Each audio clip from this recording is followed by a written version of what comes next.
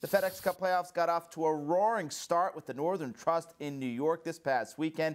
Joining me now to talk playoffs and the impact of last weekend's event are Golf.com's Jeff Ritter and the executive director of the Bridge Golf Foundation in Harlem, Farrell Evans. And guys, Dustin Johnson comes back from 5 shots down with 13 holes to go to beat Jordan Spieth in a playoff at the Northern Trust. Jeff, it's been a very interesting year for DJ. He had those 3 straight wins, the slip, the fall, the withdrawal from the Masters. He's back in the winner's circle in a playoff event nonetheless. What did DJ show you this week at the Northern Trust? It showed me he's back. I mean, you could almost draw a line in the sand with that night before the Masters this year. That was DJ's season. Before that, he was the most dominant force in golf. It looked like he was going to storm to a Masters victory and maybe just pick up more majors along the way this year. He slips in his rental house and then really just kind of drifts through the summer. So, you know, if you were watching him, you could maybe see it coming. He was starting to play a little bit better here later in the year. But to me, Sunday at the Northern Trust, that was Dustin Johnson hitting on all cylinders. The Sunday 66 was it was that kind of almost effortless, you know, sauntering down the fairways and ripping 330-yard drives. It was the whole show that we've seen from DJ.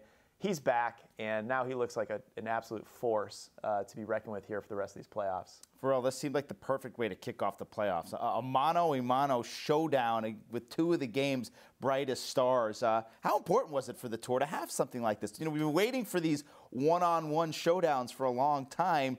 We finally got one last weekend. Well, absolutely. I mean, you had a little bit of, you know, of kind of David and Goliath a little bit, even though Jordan is arguably more accomplished with more majors. But, you know, you have a player in Dustin who's arguably the best player in the world, but he's had I would say, the quietest 16 wins for a guy. And Jordan right now is a marquee player, I think, on tour. But the tour needs more battles like that, and we've got 3 more events, and then we've got the President's Cup. So I just hope that players get together and fight it out. Let's talk about Jordan a little more. He said after the playoff loss that he didn't lose this one, that Dustin Johnson won it. What do you think, Farrell? Do you agree? He had a 5-shot lead with 13 holes to play. I think he lost it. You know, he had that double. You know, he hits it in the water there on the par 3. A player of Jordan's caliber doesn't, on a Sunday afternoon, doesn't lose that tournament with 5 shots. It's not like Dustin had like 6 birdies, you know, and just stormed back. I mean, Jordan came back to the field.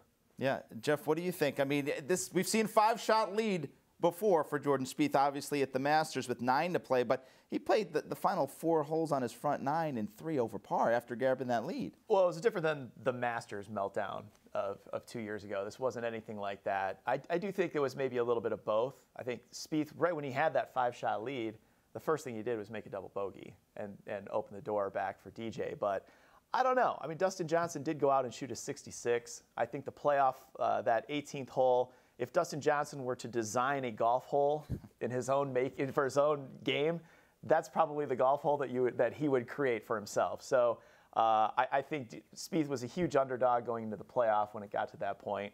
But yeah, Farrell has a point. I mean, when a guy of Spieth's caliber is up 5 shots in the final round, he should close the deal.